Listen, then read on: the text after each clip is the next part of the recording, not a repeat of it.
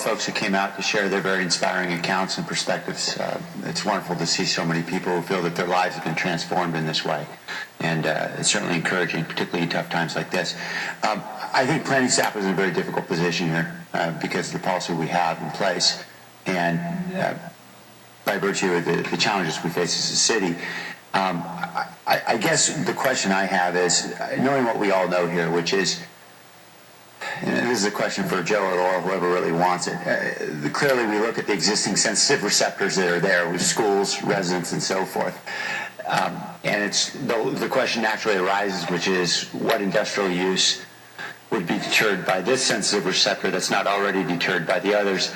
And does that mean at some point we should be thinking about a change in policy, or how should this inform us going forward? Councilman Ricardo, you are correct that a industrial use that would have restrictions placed on it for, say, use of hazardous materials would already have that restriction on them because of the school when it located here at this location.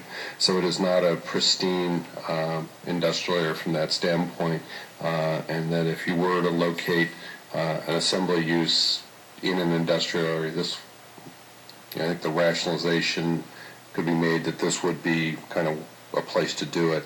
Laurel and I were just talking that as a part of looking at the framework, we do, I think it raises the issue about how we're dealing with assembly uses and mixed industrial overlay.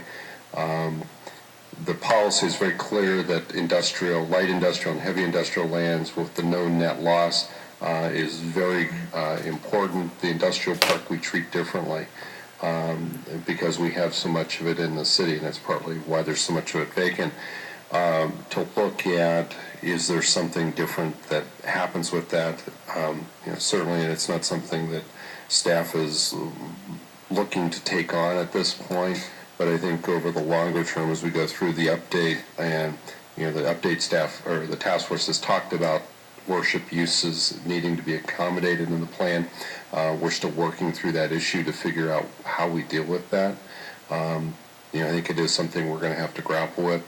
And it's the last thing I would add is when we created the mixed industrial overlay probably about 8 or 10 years ago because of requests of churches to locate in industrial areas, and we wanted to provide clear guidance of which industrial areas might be appropriate, we had created in the general plan this kind of concept of mixed industrial, and the thought was by putting that in the general plan, those areas that were already less than pristine because they had uses like the school or another church had already gone in, so it already was compromised, that we designated the mixed industrial area as a way to say, okay, if it's going to happen, our goal is to keep it as employment. But if we're going to allow those types of uses to occur somewhere in the city, in that they may incur an industrial area, that these would be the places that would be appropriate rather than kind of just dropping in the middle of an area that had no restriction on sensitive use. So that is something we did spend a lot of time doing that about 8 to 10 years ago. A number of those sites have been converted to housing because we then, made them so non-industrial by the uses, it rationalized then that next piece. So there's a little bit of our hesitancy, but I think coming out of the update, that's something we're going to have to look at of how do we deal with those transitional industrial areas in the city. Thanks, Joe. You anticipated my other question, which is I know we don't want to add this to your work plan, but we're going to be grappling with this anyway at the general plan, and I know there's no perfect answer. We all want to avoid the domino effect, but obviously circumstances like this, I think we'd like to allow it to go forward. So I'll support the motion, and thank you. Councilman Guerrero? Thank you, Mayor. I'm going to be supporting the motion. If this were on a heavy industrial area, I would not, and I ordinarily am very opposed to converting any industrial land.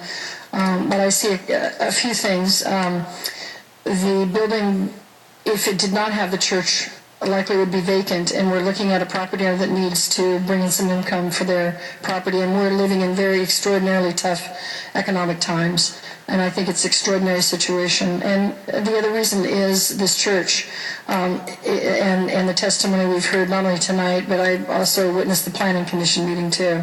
And it's very inspiring to hear all of you and the kind of work you're doing out there. So I will be supporting the motion.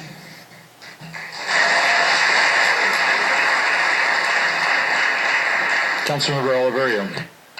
Thank you, Mayor. I wanted to thank the people for coming out and speaking. I want to say I'm glad that God has made a difference in many people's lives for the very positive and good things that religion gives, and that you're all beautiful. That's the easy part I can say. Now let me say what's difficult. I used to work in this area off of Ringwood. I spent a lot of time there, and I watched the conversion of office and light industrial move to housing, and I saw it change consistently. And so that's what I've known. I've seen it happen. In June, when this came to the council, I said I was not going to be supportive, and so now we're back here another time, and I'm not supportive tonight. When I started this job in the council and I had this concern about all this conversion of industrial land, I sort of asked the question of Les White at the time, the city manager, and planning staff, and I remember the discussion. I'm like, well, why did so much land get converted, or mixed use overlay, whatever you want to call it, pardon me. With that said, it was, planning staff made those recommendations. So in the totality, I got to view that, and I'm going to respect planning staff's recommendation. Again, obviously you're going to stay there tonight, so congratulations. But with that said, I need to be consistent for myself, and that's what I need to be every day. So, but I appreciate the work of Councilmember Chu and my colleagues, and again, very, very, very impressed with all the stories and the testimonials tonight. Thank you. Councilmember Campos. Thank you, Mayor. I just want to make a few comments. I know it's late. First of all, thank you, community, for coming out and speaking on an issue that is very important to you.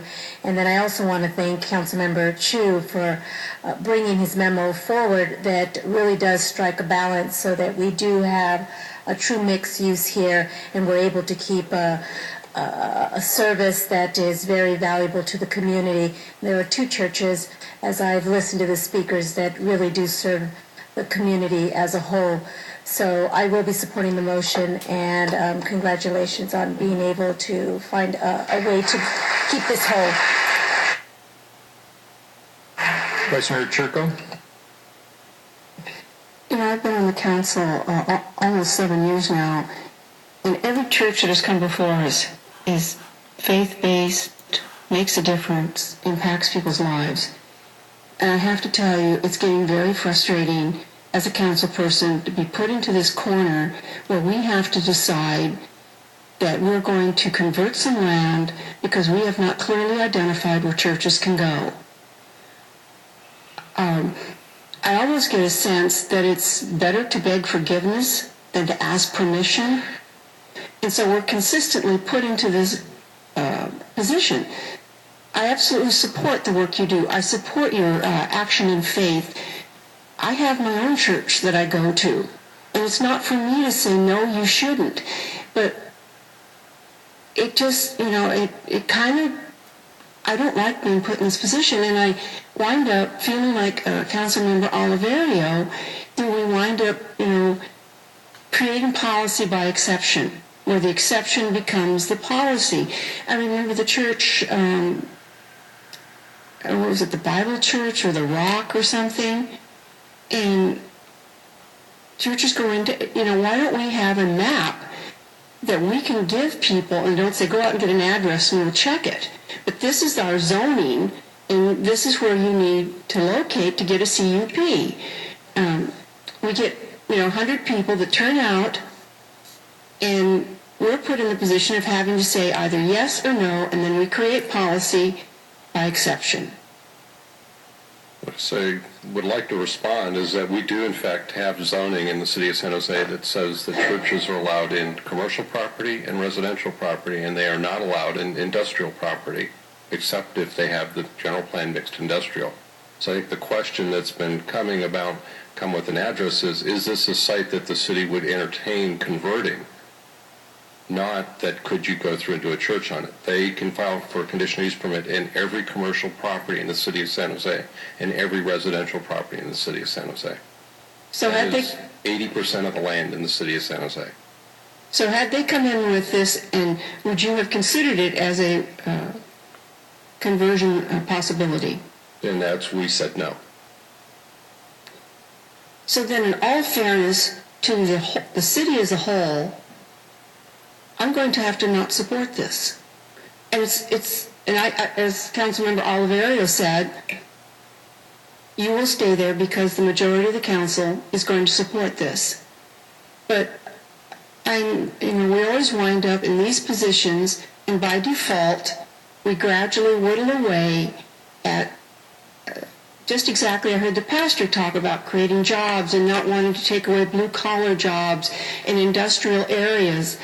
I'm troubled by this. I don't like being put in this position of either jobs or places of worship. Either after-school programs or having industrial areas where we can have the diversity of business that we need for a vital, vibrant community. So I will ask forgiveness, but I will not support this. Thank you. Councilor Constant. Thanks. I only asked to speak because it's 8 minutes to midnight, and I figured I might be able to get you guys to stay for an extra day if I could talk long enough. But then I thought that wouldn't be a very nice thing to do. So I'm not going to talk very long, other than say I support this, and I think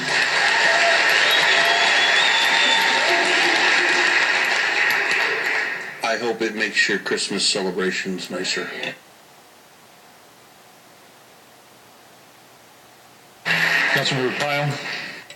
Thank you, Mayor. I am supporting this as well because I'm not supporting it for your applause. I'm supporting it because it is directly across from the school. I think it's a wonderful application. It is an overlay, and for that reason, I'm comfortable with this. And Merry Christmas to you all. I think that concludes the council discussion. I don't see anybody waving at me, so I think we're done. We do have a motion on the floor as put out by Councilmember Chu. All in favor? Opposed? We have Oliverio opposed, Turco opposed, so that passes on a 9-2 vote.